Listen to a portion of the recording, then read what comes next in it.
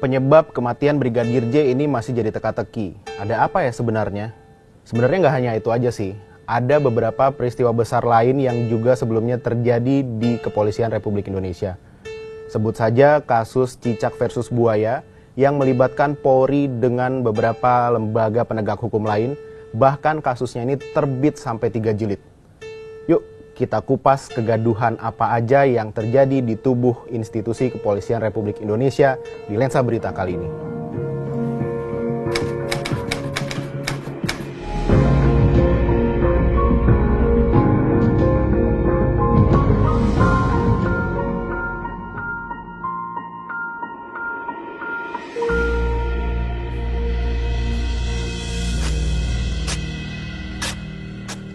Nah, 27 Juli 2022, tim khusus yang dibentuk Kapolri Jenderal Listio Sigit Prabowo mengotopsi ulang jenazah Brigadir J di RSUD Sungai Bahar, Jambi.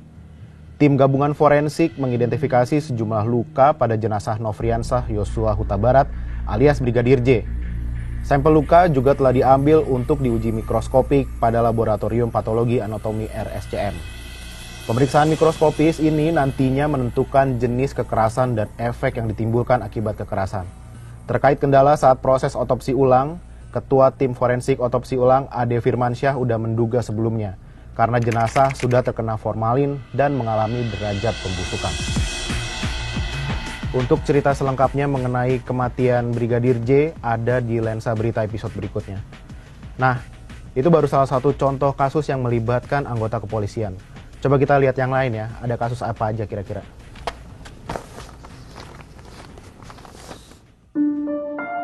Bicara soal kasus-kasus yang melibatkan anggota kepolisian ini bisa dilihat dari beberapa aspek penyebabnya.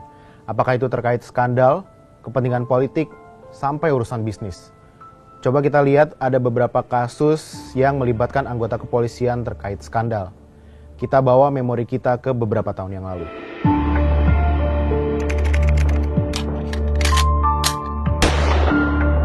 Ada yang masih ingat istilah Cicak versus Buaya?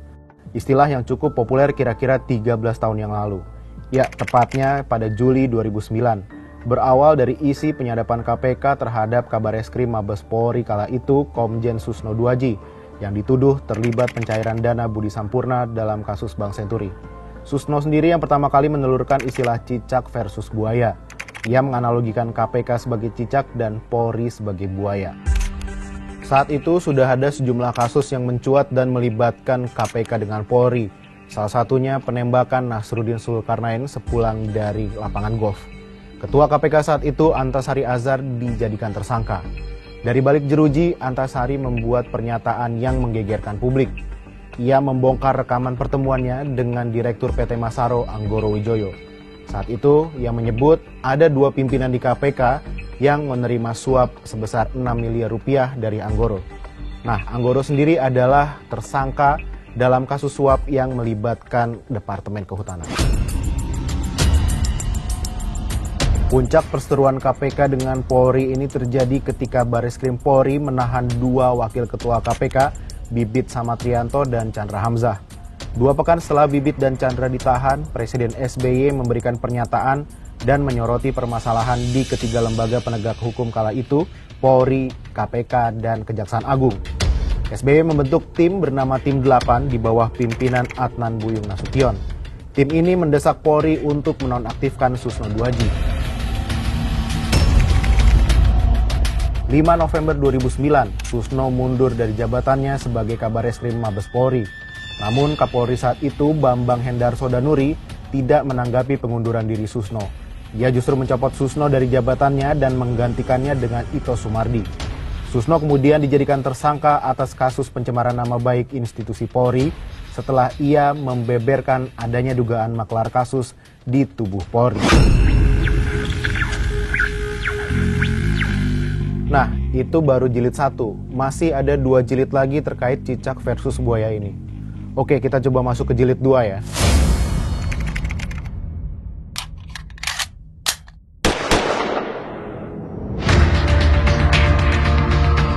Di 2011, kasus ini berawal dari adanya dugaan korupsi simulator SIM senilai 196 miliar rupiah yang melibatkan bekas Kakor Lantas Polri Irjen Joko Susilo.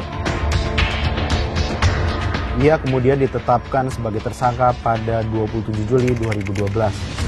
Beberapa hari setelah penetapan tersangka, KPK melakukan penggeledahan di kantor Korlantas Polri Jakarta.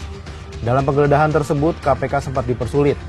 Barang bukti yang hendak diangkut direbut kembali untuk dibawa masuk ke kantor Korlantas. Drama penggeledahan ini seolah dibalas oleh polisi. 5 Oktober 2012, polisi mengepung gedung KPK di malam tepat setelah Novel Baswedan yang saat itu menjabat sebagai Ketua Satgas Penyidikan kasus simulator SIM Korlantas Polri menginterogasi mantan Kakor Lantas Polri Irjen Joko Susilo selama 8 jam. Novel pula yang menginisiasi penggeledahan KPK di kantor Korlantas Polri.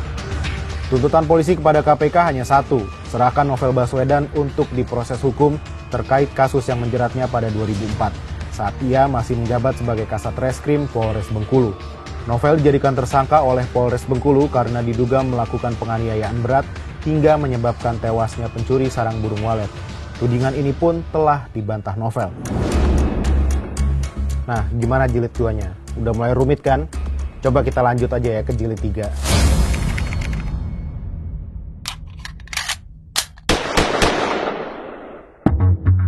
Jilid 3 ini muncul di era kepemimpinan Presiden Jokowi pada Januari 2015. Kala itu, 3 hari setelah Jokowi menetapkan Komjen Budi Gunawan atau BG sebagai calon Kapolri, KPK juga secara resmi menetapkan BG sebagai tersangka kasus korupsi. Menurut Abraham Samad, Ketua KPK saat itu, kasus BG ini udah menjalani penyidikan setengah tahun lebih. Penetapan sebagai tersangka dilakukan berdasarkan 2 alat bukti. 11 hari setelah penetapan tersangka BG oleh KPK, polisi menangkap Wakil Ketua KPK Bambang Wijayanto atau BW. Penangkapan tersebut didasarkan pada pengakuan Sugianto Sabran, bekas anggota legislatif dari fraksi PDIP. Tudingannya adalah sebagai dalang kesaksian palsu dalam sengketa Pilkada Kota Waringin, Kalimantan Tengah di tahun 2010. Nah, sehari setelah penangkapan BW, giliran Wakil Ketua KPK Adnan Pandupraja diadukan ke Bareskrim Polri atas dugaan pemalsuan surat notaris untuk menguasai saham PT Desi Timber. Habis itu, 2 hari kemudian Wakil Ketua KPK Zulkarnain menyusul. Ia diadukan ke kepolisian dengan tuduhan dugaan korupsi dana hibah Program Penanganan Sosial Ekonomi Masyarakat Jawa Timur di tahun 2008. Wah, makin rumit ini urusannya. Nah, nggak berhenti sampai di cicak versus buaya. Masih cukup banyak kasus yang melibatkan anggota kepolisian, khususnya yang berbau skandal. Ini nih salah satunya. Masih ingat dong kasus Joko Chandra di tahun 2020 lalu? Pengusaha ini bebas melenggang ke luar negeri, padahal statusnya buron atau DPO.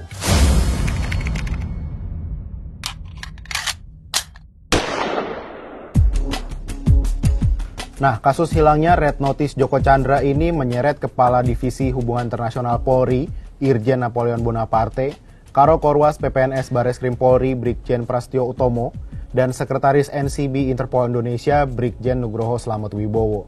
Dalam kasus ini, Napoleon Bonaparte divonis 4 tahun penjara. Ia terbukti secara sah menerima uang sebesar $370.000 Amerika Serikat dan $200.000 Singapura sebagai upaya untuk menghapus nama Joko Chandra dari daftar pencarian orang yang dicatatkan di Ditjen Imigrasi. Sedangkan Brigjen Prastio Utomo divonis 3,5 tahun penjara. Kemudian MA memangkas masa tahanannya jadi 2,5 tahun penjara. Prastio dinyatakan terbukti melakukan pemalsuan surat dan membiarkan Joko Chandra melarikan diri, serta menghalangi penyidikan perkara. Nggak hanya itu, Prastio juga terbukti menerima suap senilai $100.000 Amerika Serikat untuk menghapus Red Notice Joko Chandra. Nah, sementara itu, Brigjen Nugroho Slamet Wibowo dimutasi dari jabatan Sekretaris NCB Interpol Indonesia menjadi analis kebijakan utama bidang kajian pengembangan Lemdiklat Polri.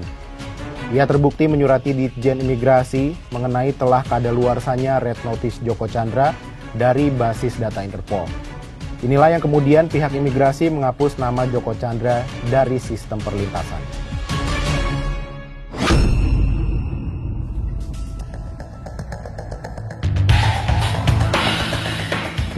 itu kira-kira kasus besar yang menyeret anggota kepolisian yang berbau skandal. Coba kita geser sedikit ya ke kasus-kasus anggota kepolisian yang berbau bisnis.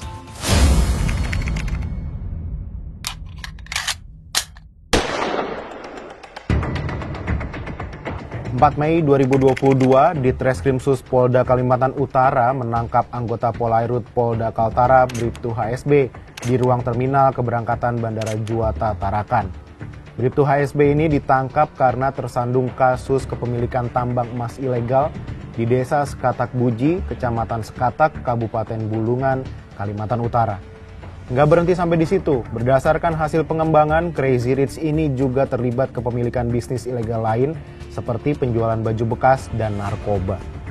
Kasus Bribtu HSB masih bergulir hingga kini. Nah, perkara polisi tajir bukan hanya itu.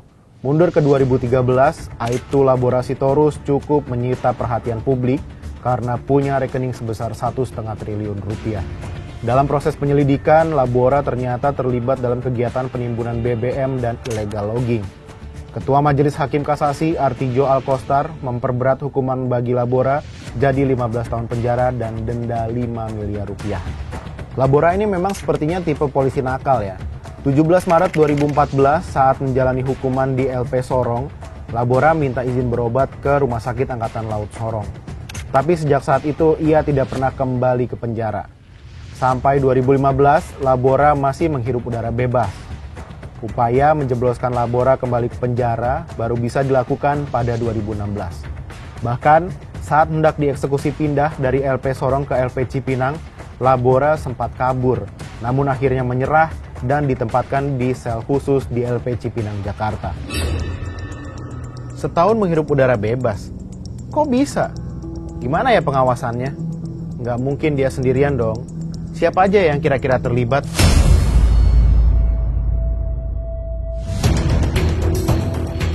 Nah, selain kasus-kasus sebelumnya, ada beberapa kasus lain yang sebenarnya juga melibatkan anggota kepolisian, seperti polisi banting mahasiswa saat demo, polisi yang memanfaatkan mobil patroli untuk pacaran, sampai polisi yang dianggap mengacuhkan kasus pemerkosaan. Nah, terkait soal polisi yang dianggap mengacuhkan kasus pemerkosaan, beberapa waktu lalu lini masa Twitter ini juga sempat ramai dengan memuncaknya tagar percuma lapor polisi.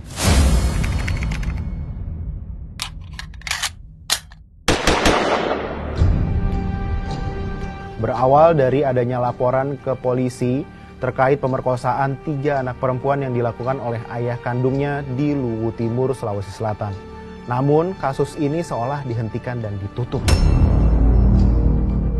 Nah, memuncaknya tagar percuma lapor polisi di Twitter ini merupakan ekspresi dari akumulasi kekecewaan masyarakat, sehingga ekspresi warganet tersebut harus dipandang sebagai kritik dan evaluasi yang konstruktif. Sekalipun ada oknumnya yang tidak disukai, institusi Polri tetaplah dirindukan dan dibutuhkan masyarakat. Sebagai satu-satunya institusi penegak hukum yang juga menjalankan fungsi pemerintahan di bidang pemeliharaan keamanan, ketertiban masyarakat, penegakan hukum, perlindungan, pengayoman, dan pelayanan pada masyarakat, institusi Polri perlu senantiasa dijaga marwah, citra, dan profesionalismenya. Nah, populernya tagar percuma lapor polisi yang ditandai dengan naiknya sensitivitas personel Polri dalam merespon suatu peristiwa atau kritik yang disampaikan dalam ruang kebebasan berpendapat seharusnya dapat dijawab dengan sikap profesionalisme Polri dalam menegakkan hukum. Dengan begitu, masyarakat merasa tidak lagi percuma untuk melapor ke polisi. Nah, setelah sempat melesat di angka 78,7% pada April 2021, citra Polri di hadapan publik ini menurut hasil survei Litbang Kompas terus menurun dari 77,5% di Oktober 2021 menjadi 65,7% pada Juni 2022. Kepolisian Negara Republik Indonesia masih harus berjibaku untuk memulihkan citra di masyarakat. Sempat mendapatkan apresiasi tinggi karena berbagai terobosan, penilaian publik pada Korps Bayangkara hampir setahun terakhir ini terus menurun. Terpilihnya Jenderal Listio Sigit Prabowo sebagai Kapolri pada awal 2021 disambut ekspektasi publik yang tinggi. Gebrakannya melalui konsep transformasi menuju Polri yang presisi atau prediktif, responsibilitas dan transparansi berkeadilan pun berhasil meningkatkan citra Korps Bayangkara di hadapan publik. Survei Litbang Kompas merekam pada Januari 2021, citra positif Polri mencapai 71%. Capaian itu melesat ke angka 78,7% 3 bulan setelahnya, sekaligus menempatkan Polri pada peringkat kedua institusi negara dengan citra terbaik setelah TNI. Posisi yang sebelumnya tak pernah ditempati Polri karena selalu diisi oleh Komisi Pemberantasan Korupsi atau KPK. Sampai Juni 2022 posisi itu terus dipertahankan, tapi citra Polri di hadapan publik perlahan-lahan luntur. Setelah melesat ke angka 78,7% pada April 2021, citra positif Polri turun ke angka 77,5% pada Oktober 2021. Penurunan terjadi lebih tajam pada Januari 2022 yakni 74,8%, kemudian menjadi 65,7% pada Juni 2022. Sejak awal Oktober 2021, Polri jadi sorotan publik karena profesionalitasnya dalam menangani kasus-kasus pidana dipertanyakan. Pemicunya pemberitaan tentang ketidakpuasan warga terhadap pelaporan kasus kekerasan seksual. Warga lain beramai-ramai mengungkapkan pengalamannya saat mengurus kasus pidana di kepolisian di media sosial. Bersama dengan itu, sejumlah video yang merekam kekerasan oleh polisi, baik saat bertugas maupun terhadap polisi lain, juga viral di jagat maya. Terbaru, publik mengkritik Polri terkait anggotanya yang pernah jadi terpidana kasus korupsi AKBP Brotoseno, masih bertugas sebagai penyidik di Bareskrim Polri seusai menjalani hukuman. Meski sudah menjalani sidang etik, putusan Komisi Kode Etik Polri tidak memerintahkan untuk memecatnya. Kok bisa? Mekanisme pengawasan internal di tubuh Polri ini sepertinya harus semakin ditingkatkan dan diketatkan, supaya ketika ada anggota yang melanggar ini bisa langsung ditindak dengan tegas. Selain itu, pengawas eksternal Polri seperti Kompolnas, Komnas HAM, Ombudsman maupun Komisi 3 DPR ini juga harus mengambil peran dalam pengawasan Polri. Nah, meningkatnya pelanggaran yang dilakukan anggota Polri ini bisa dijadikan dasar untuk berbenah. Yang juga penting, selain membangun sistem pengawasan internal yang kuat, Polri diminta untuk tidak alergi dengan kritik dan koreksi dari masyarakat. Jaya terus Kepolisian Indonesia!